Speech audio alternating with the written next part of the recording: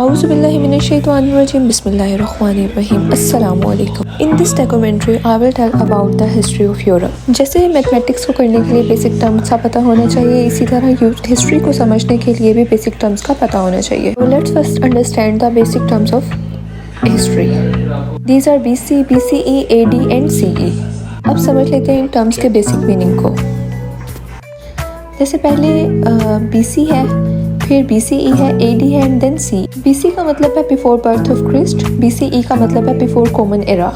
इसको और आसान करने के लिए यूँ समझ ले कि हज़रत ईसा अलैहिस्सलाम के पैदाइश से पहले जो भी वाक़यात होंगे हम उसको बोलेंगे before the birth of Christ, और इसी तरह उनकी पैदाइश के बाद जो वाक़यात होंगे उनको बोलेंगे आफ्टर डेथ ऑफ क्रिस्ट.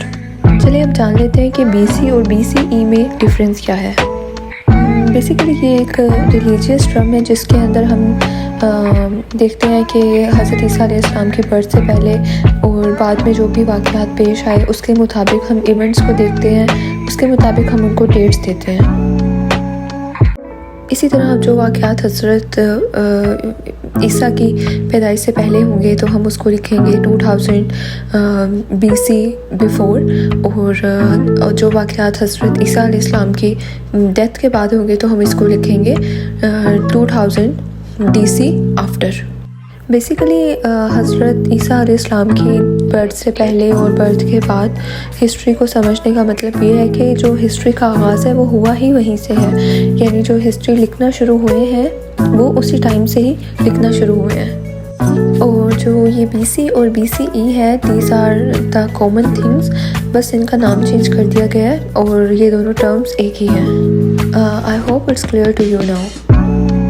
इसके बाद दो टर्म्स और आती हैं, AD after the birth of Christ, CE common era, यानी हज़रत ईसा अलैहिस्सलाम की पैदाइश के बाद का जितना भी एरा है उसको इस तरह से लिखा जाता है, मतलब CE. इवन आजकल का जो एरा है उसको भी हम AD ही लिखेंगे. मोस्ट कॉमनली हम लिखते नहीं हैं, लेकिन एक अंडरस्टूड सी बात है कि AD ही है, means after death of Christ.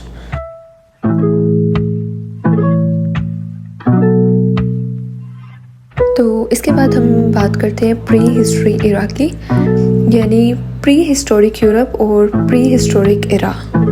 अब हम पुराने वक्तों की बात करें तो जब से ह्यूमन हिस्ट्री लिखना शुरू हुई, वो कोई भी चीज़ हो सकती है, मींस कोई पेंटिंग हो सकती है, कोई ड्राइंग हो सकती है, किसी भी सूरत में हिस्ट्री को लिखा गया हो.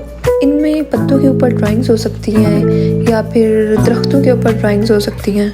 तो हम इनमें से किसी भी चीज़ को हिस्ट्री कंसिडर करेंगे, बिकॉज एट दैट टाइम किसी भी किस्म का कोई बाकायदा कलम नहीं होता था हिस्ट्री को लिखने के लिए. सो हम pre historic era of Europe कह सकते हैं कि जब बाकायदा तौर पे हिस्ट्री का आगाज़ हुआ, इंसानों ने हिस्ट्री को लिखना शुरू किया और उसको चीज़ों के ऊपर उतारना शुरू किया. इसको आप लोअर पैलियोलिथिक एरा भी बोल सकते हैं. जब हिस्ट्री आहिस्ता आहिस्ता बढ़ना शुरू हुई और इंसानों ने कल्चरल डेवलपमेंट्स करना स्टार्ट कर दी, और इस तरह से इंसान आपस में मर्ज होते गए और एक पूरी हिस्ट्री बन गई. इसके बाद जो हमारे पास अगली टर्म आती है वो है पैलियोलिथिक यूरोप. पैलियोलिथिक का मतलब है ओल्ड स्टोन एज, यानी कि जब इंसान पत्थरों में गुजारा किया करता था. इस एरा के अंदर इंसानों ने ख़ुद को डेवलप करना शुरू किया और स्टोन्स के छोटे मोटे जो औजार थे, हथियार थे, अपनी हिफाजत के लिए वो बनाना उन्होंने शुरू किए ताकि वो जानवरों से ख़ुद को प्रोटेक्ट कर सकें. फिर उन्होंने आहिस्ता आहिस्ता पोट्स भी बनाना शुरू किए ताकि वो उसके अंदर कुकिंग कर सकें, कुछ अपने लिए खाने का बना सकें. At that time they used to live in the caves, तो उधर वो उसी के मुताबिक काम किया करते थे. उन्होंने केव्स पे पेंटिंग्स की, कार्विंग की, जो कुछ भी किया होगा, बहरहाल वहीं से हिस्ट्री का आगाज़ हुआ. फिर उसके बाद नेक्स्ट जो स्टेज आती है वो है डेवलपमेंट की स्टेज. वैसे तो बहुत सारी इंपॉर्टेंट डेवलपमेंटल स्टेजेस हैं, बट जो इम्पोर्टेंट वन है वो हम यहाँ पे डिस्कस करेंगे. डिस्कस करने में तो इसकी हिस्ट्री बहुत ज़्यादा वास्ट है, इसलिए हम बस कॉमन पॉइंट्स को डिस्कस करेंगे यहाँ पे. Now we will discuss about the mesolithic era. इसका मतलब है कि मिडल स्टोन एज. अब ये सेकंड पार्ट था स्टोन एज का. इस इरा के अंदर लोगों ने हंटिंग स्टार्ट कर दी, ख़ुद को फूड प्रोवाइड करने के लिए, मीट रिक्वायरमेंट के लिए फ़िशिंग स्टार्ट कर दी ताकि वो अपनी फ़ूड के रिक्वायरमेंट को पूरा कर सकें। हत्ता कि उन्होंने खाना भी अपने पास जमा करना शुरू कर दिया और इसके साथ साथ उन्होंने जानवर भी पालना शुरू कर दिए।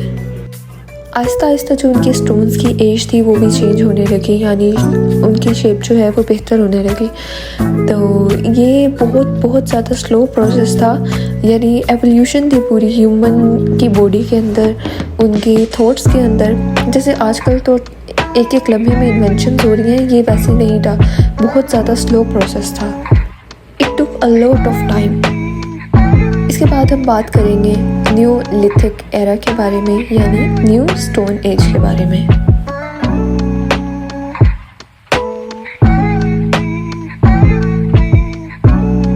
इस एरा में क्या हुआ कि जो स्टोन्स थे उनके, जो वो यूज़ किया करते थे, वो काफ़ी शार्प हो गए। उनके जो माइंड थे वो टाइम टू टाइम काफ़ी शार्प हो गए, चीज़ों को वो सोचने लग गए थे। साथ साथ मैं आपको इस टर्म को क्लियर करती जाऊँ, न्यू लिथिक का मतलब है न्यू, और लिथिक बोलते हैं स्टोन को, यानी कि न्यू स्टोन एज। अच्छा, तो डिस्कस करते हैं कि टाइम टू टाइम उनके अंदर ज़्यादा बेहतरी आ गई। मवेशियों को उन्होंने ज़्यादा बेहतर तरीके से पालना शुरू कर दिया। अपने जो हैंडक्राफ्ट थे वो उन्होंने ज़्यादा खूबसूरत बनाना शुरू कर दिए, हत्ता कि उन्होंने पका कर खाना भी शुरू कर दिया। इवन के जो लोग थे वो फार्मर्स बन गए, यानी उन्होंने फार्मिंग स्टार्ट कर दी अपनी फूड रिक्वायरमेंट को पूरा करने के लिए। जो हथियार होते हैं, नेज़े, भाले, हथौड़े, वो उन्होंने ज़्यादा शार्प बनाना शुरू कर दिए।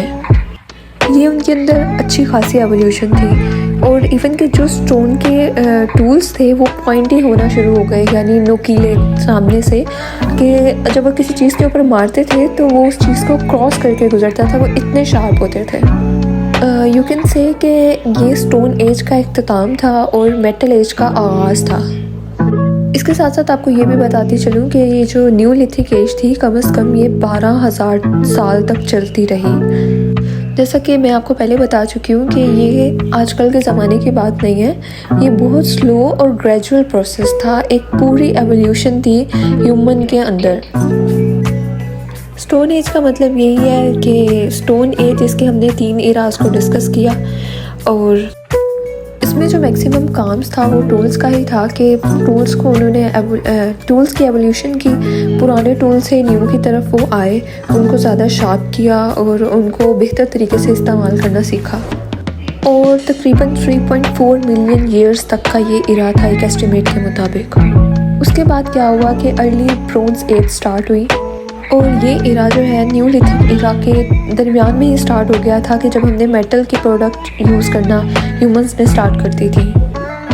इसको हम ब्रोंज एज भी कह सकते हैं या ब्रोंज यूरोप भी कह सकते हैं। बेसिकली जो ब्रोंज है वो एक अलॉय है, और इस इरा के अंदर क्या हुआ कि ब्रोंज से क्राफ्टिंग स्टार्ट हुई, जो मेटल्स थे वो ब्रोंज के बनना स्टार्ट हो गए। ये एक बहुत बड़ी एवोल्यूशन थी। इस एवोल्यूशन के अंदर लोगों ने बेहतर तरीके से हथियारों को इस्तेमाल करना शुरू किया, उनके जो पोर्स थे वो ज़्यादा बेहतर होते गए, उनके अंदर एवोल्यूशन आ गई। वो हर चीज़ के लिए अब धात को इस्तेमाल करने लगे थे। दे नो वेरी वेल कि ये जो धात है ये स्टोन से ज़्यादा बेहतर वर्क करती है, तो उन्होंने धात को पिघला के अपने औजार वगैरह बनाना शुरू कर दिए। और ये जो ज़माना है ये भी तकरीबन 1000 से 1500 साल पुराना है। इसके साथ साथ ये भी कहा जा सकता है कि ये जो इरा था ये मोस्टली मिडल ईस्ट के अंदर स्टार्ट हुआ, यानी मिडल ईस्ट के अंदर जो लोग लोकेटेड थे उन्होंने इस जो धात को इस्तेमाल करना स्टार्ट किया। And this was the time of great evolution. इसके बाद आता है मेसोपोटामिया, और इसके बाद इस तरह से आहिस्ता आहिस्ता आगे आगे इरा चलते रहे। इसके बाद आती है हमारे पास आयरन एज, और ये जो ज़माना था ये बहुत ज़्यादा बेहतरी का ज़माना था। इस ज़माने के अंदर इंसानों के अंदर बहुत ज़्यादा बेहतरी आई है, और आप यूँ कह सकते हैं कि ये 1200 BC का इरा था। डिफरेंट लोकेशंस पे डिफरेंट काम चल रहे थे, यानी कुछ लोग आयरन एज में काम कर रहे थे, कुछ स्टोन एज में काम कर रहे थे, और कुछ न्यू स्टोन इरा में रह रहे थे। इस तरह से डिफरेंट जगहों पे different evolutions time to time होती रही। यानी ये जो इरा थे ये एरिया टू एरिया वेरी भी करते रहे। आयरन एज के अंदर लोग यूरोप, एशिया, अफ्रीका और इस तरह से दुनिया के डिफरेंट पार्ट्स के अंदर रह रहे थे और आयरन एज के अंदर सरवाइव कर रहे थे। इन्होंने इस टाइम में ट्रेडिंग स्टार्ट कर दी, वेपन्स बनाना स्टार्ट कर दिए और एक्सपोर्ट इंपोर्ट स्टार्ट कर दी। इस दौरान चीज़ों के अंदर बेहतरी आना शुरू हुई और चीज़ें अब स्टील की बनने लगी। तो ये एक बेसिक कॉन्सेप्ट था इराक़ का, किस तरह से यूरोप के अंदर जो है एवोल्यूशन हुई, किस तरह से उसकी हिस्ट्री चेंज हुई। आई होप सो कि आपको समझ आ गया होगा और थैंक्स फॉर वॉचिंग। अल्लाह हाफ़िज़।